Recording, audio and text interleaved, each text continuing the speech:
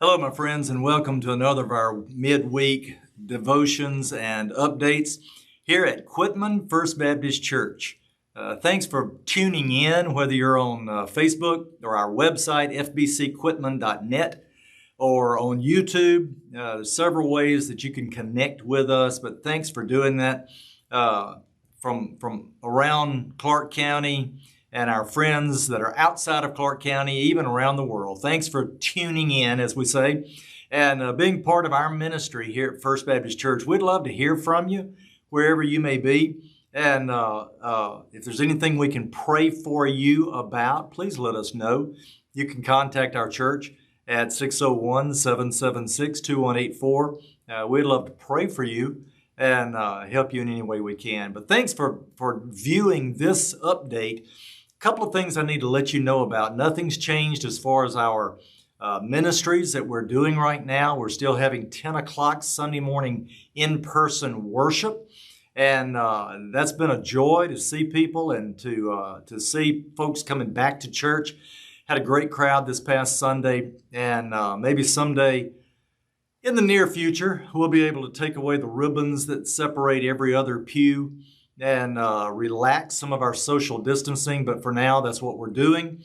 But we are in person, and we're singing and praising God and worshiping and having a great time doing that. So we hope to see you on Sundays at 10. We still have all of our midweek and weekday Bible studies going on. Men on Monday morning, ladies on Tuesday morning, co-ed on Wednesday mornings. All of those are at 9 o'clock in the fellowship hall. There's a Sunday night co-ed group that meets at 6 o'clock in what we call the cafe, a room out in our gym. There's a Tuesday night co-ed group that meets in the same room at 6:30 on Tuesday nights. Our children and youth meet on Wednesday nights, as well as our music ministry does a lot of rehearsals and things like that on Wednesday nights at 6 o'clock. And so we're having great ministries going on here at First Baptist Church. Now, as far as updates, and if you're watching this today, Wednesday, March 17th, if you're watching this today, you know that there are forecasts for severe weather tonight. And I hate calling anything off, and we've been forced to do that a lot this past year. Somebody talked to me yesterday and said, it seems like, and this was someone maybe even a year or two older than me. She said it seems like in her entire lifetime, we've been forced to make decisions about have church, don't have church, don't have church, more so in the last year than at any time in history. So because of COVID, and all the cancellations that COVID forced us into, I really hate to announce this, but because of the forecast for severe weather this afternoon and into the evening, we're not going to come tonight. And if you're watching this today, this is a real short time span. We're contacting as many people as we can. But there are already county roads that are flooded, and people are having to reroute themselves to get a few places. So we don't see any need in you being on the road tonight in severe weather, hard rain, strong winds, flooded roads, all of that kind of thing. So no services tonight, and I think you'll understand that. Let me tell you about something coming up that you may want to participate in if you have a preschooler or a child. Not this coming Saturday, but Saturday week, on Saturday, March 27th. We'll have an Easter egg hunt here at the church for our preschool and children. 10:30 that morning, there's going to be kind of a brunch and Easter egg hunt. We encourage children to bring their own basket. Obviously, especially the very young ones, parents need to plan on staying with them. But preschool and children, 10:30 on Saturday morning, March 27th. That'll be a lot of fun. And then we've got several things planned this summer with children's camp, youth camp, vacation Bible school, and provided we can do it, we're hoping over in July to have a 3-day lunch Bible study series for adults that we had a few years ago, and it was great. Had it planned last summer, and COVID knocked us out of that. So we hope to be able to do that this summer, but we'll let you know more about that as the time draws closer. Well, today is St. Patrick's Day. Now, maybe you don't celebrate St. Patrick's Day or St. Patty's Day, and I don't really get into it a lot, although, the green shirt, I have on green socks. Not going to show you those, but, I'm all in my green today, and we've been laughing in the church office. Everyone has at least a little bit of green. A couple of them are really pushing the limit and calling things green, but I guess we'll accept it, and you might have your green on today. What's that all about? Well, it's kind of a fun thing, and it goes back in history to a guy that we supposedly was named Patrick. Patricus is the name that we find in history, supposedly. And I say that because we don't know. There are some documents that make it look like there was such a guy who lived in the 5th century. We're not even 100% confident, number one, that he existed. Number two, that it really was 5th century. Number three, and this is the least likely, that everything happened like legend says, like him using four-leaf clovers or things like that, and being the seeing visions and hearing voices from heaven. And maybe he did. Maybe all of it's true. Maybe half of it's true. Maybe none of it's true. We don't know. But it makes for good reading. I would encourage you to find a book and read about St. Patrick. He's attributed for being the apostle to Ireland, supposedly, according to legend and some very loose history. He lived somewhere near the northern part of what we would call England, somewhere around what today is Hadrian's Wall, and was captured by Irish pirates, taken to, when he was 16 years old, he was captured. He was taken to Ireland. He was the slave of a landowner who had sheep, and so for 6 years, he was a slave boy from 16 to 22. He was a slave tending sheep, serving his master, and during those years, he really, at 16, he was not a believer, but during those times of slavery and being out in the countryside, being hungry, being a slave, he began to cry out to whatever God was there, and he prayed, and he developed a very regular prayer life. I'm giving you more information than you want, I know. But supposedly he was converted during those years and developed a very strong prayer life. After 6 years, supposedly he had a vision. In the vision, he heard a voice saying that his ship was ready to return home. He was not in a port. So again, supposedly, he walked a long distance and escaped from his owner, his master, walked a long distance, found a ship. After much difficulty, talked them into taking him back to England. He got back to England and a long walk through an area that was very difficult and nearly starved to death. And so he developed his faith in God. He studied Christianity. He studied the Bible. And after a few years being back home, again, supposedly he had a vision, very much like the vision that Peter had when the Cornelius vision, where Peter was called into Macedonia to minister to the Gentiles. Supposedly, Patrick had that same kind of vision, and he was called back to the land of his slavery. He returned to Ireland, to the northwest area called Antrim, and began to promote Christianity, began to address the paganism that was in Ireland, the Celtic Druid religions and all of that. And he's considered the apostle to Ireland. Some historians and some theologians even say that Patrick was the first missionary to the Gentiles outside of Roman control.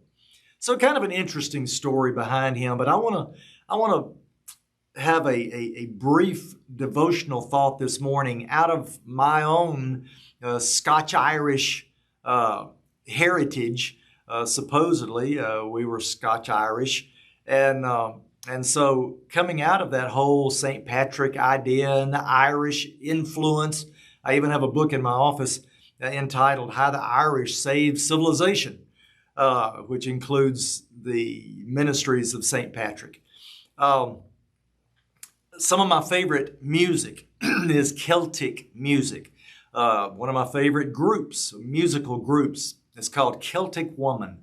Anywhere from, depending on the time period, you have as few as 4, as many as 5 singers, a violinist, a fantastic band. They have a song entitled, and don't be afraid, I'm not about to sing it or play it for you, but a song entitled Isle of Tears. And it's a it's a celebration of the love of the land. The Irish and the Scottish heritage, they love their land. They have a love for the land that most of us can't understand. They get nostalgic. They get teary-eyed. They get a lump in their throat when they start talking about their land. And their poetry and their music refers to their land as their lover. And they refer to her, the person, the love of their life is their land. That we can't understand that. There was a time that we loved our land in a similar way, which was even one of the major motivating factors in our Civil War. It was a love for land and a love for home. But we can't understand that. And we've unfortunately grown out of that, whatever we had in the early days of this country. But today, even in the 21st century, you couldn't walk into Harthill, Scotland, and burn a Scottish flag. If you did, I don't know that you would get out of town. You can't even walk into a pub in Edinburgh or Dublin. And if you walk into a pub in Dublin and say, I hate Ireland, you would be dealt with rudely. So we can't understand that. But in this song, listen, I'm getting to a point here. In the song, Isle of Tears, it's a celebration of life, celebration of the land, and it's really kind of a sad thing, a celebration of the life of a young girl when she migrated to the United States, a young girl named Annie Moore. When she came to the United States after the terrible potato blight that they had in Ireland, and people were starving, and it was just a horrible situation, and people began immigrating to the United States legally in droves, coming across the Atlantic and coming to the United States. In Isle of Tears, starting with that beautiful Irish pipe sound, and then the song says, on the first day of January in 1892, it starts talking about they came to Ellis Island. And it says the first to cross the threshold was Annie Moore of Ireland. 'Twas only 15 years. That's their poetic way of saying she was a 15-year-old girl. That's a true story. You can go to Ellis Island today, and there's a monument, a statue in honor of Annie Moore. And January 1, 1892, they opened Ellis Island. They let the people through. The first to cross the threshold of that Isle of Hope and Tears was Annie Moore from Ireland. 'Twas only 15 years. Then listen to the chorus. Isle of Hope, Isle of Tears, Isle of Freedom, Isle of Fear. But it's not the isle you left behind. That Isle of Hunger, Isle of Pain, Isle you'll never see again. But the Isle of Home is always on our mind. I could go several directions with that chorus, with some spiritual analogy and application, and I might at a later date. But the thing I want to stress to you today is the very first line of the chorus. Isle of Hope, Isle of Tears, Isle of Freedom, Isle of Fears.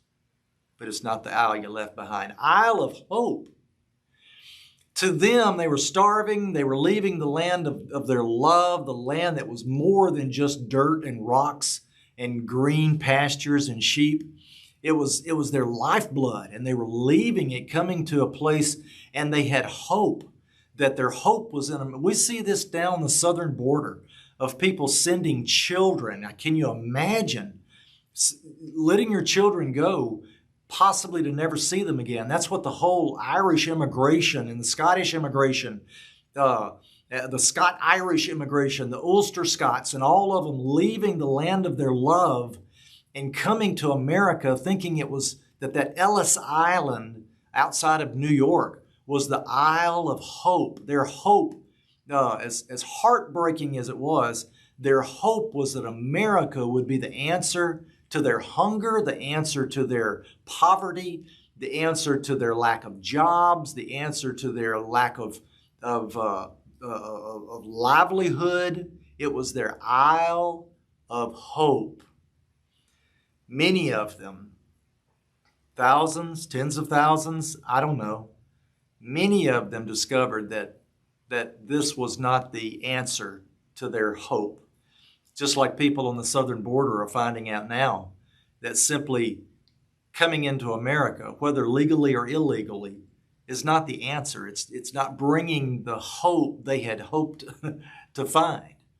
And those people would come over, and they were mistreated, they were abused, you talk about racial prejudice. Even up until the early 19-teens, 1913, 1914, on legal documents, when you put an ethnicity, you would say white, black, Irish.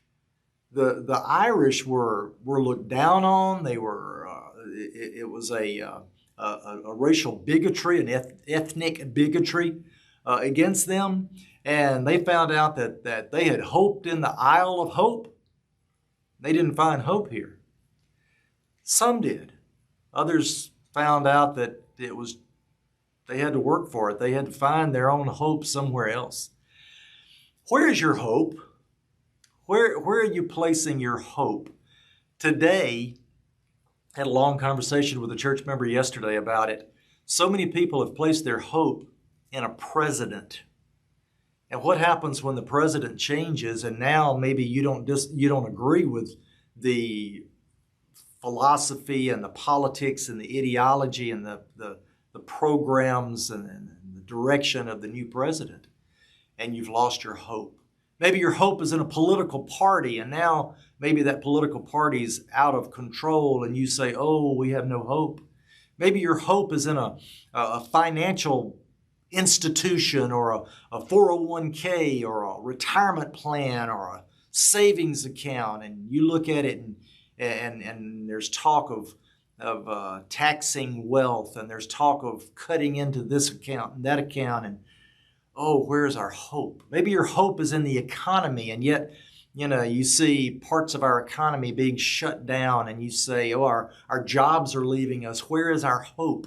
Maybe your hope is in education, and yet you look at some of our schools and you think, they're not teaching reading, writing, and arithmetic. They're teaching social injustice and tolerance and things that just aren't even education. And you say, oh, we're losing hope. Maybe your hope is in church, and then you read articles about the immorality in the church and ridiculous behavior of people who say they're Christians, and you say, oh, we've lost hope in our government, we're losing hope in our economy, and we're losing hope in our religion and denominational church. And where can we find hope for the future? And it's almost like I can almost hear God saying, I told you where to find hope. It was not in St. Patrick for Ireland, but it was in the gospel that he took to Ireland, if indeed that's the way it worked. It was not in the Isle of Hope for those immigrants coming from Ireland and Scotland. It was not in sailing up to Ellis Island and signing some documents and filling out some papers and coming into a new nation. That was not where you find hope. And my friend, you don't find hope for the future at your place of business. You don't find hope for the future at your school. You don't find hope for the future in your friends. You don't find hope for the future at your church. Hopefully, you find access to real hope at your church, because here's where you find hope. 1 Peter chapter 1, I'm going to read this. Verse 3 says, "Blessed be the God and Father of our Lord Jesus Christ, according to his great mercy. He has caused us to be born again to a living hope through the resurrection of Jesus Christ from the dead, to an inheritance that is imperishable, undefiled, and unfading, kept in heaven for you, who by God's power are being guarded through faith for a salvation ready to be revealed in the last times." We are born again to a living hope, not a dead hope, not a hope we find in the land, not a hope we find in political structure or even a government. As much as we want to love our country, we don't find hope in the United States of America, or hope in Ireland or Scotland or wherever you claim ethnicity or nationality, whatever your genealogy says you came from. That's not where you find hope. Hope, real hope, living hope, is not even found in the structure of First Baptist Church or your church. Living hope is found in the person of Jesus Christ and none other. Not in St. Patrick, not in your pastor, not in any person or institution. Living hope is found in the person of Jesus Christ, his life, his death, his burial, his resurrection, his ascension, his sitting at the right hand of the Father, interceding on our behalf, guarding our salvation that we've surrendered, that we were given by faith, by grace through faith as we surrendered to him, and he guards that even to this day, and that's where we find hope. Wherever it is that you're investing, thinking that you'll find hope, let me just tell you the truth. The only place you're going to find hope is in Jesus. I pray that your hope is in our wonderful Savior. Then you really have a reason for hope. God bless you. Hope to see you Sunday in church. Remember all those opportunities for Bible study. You have a great day as you place your hope, your confidence, your faith in the person of Jesus. God bless you.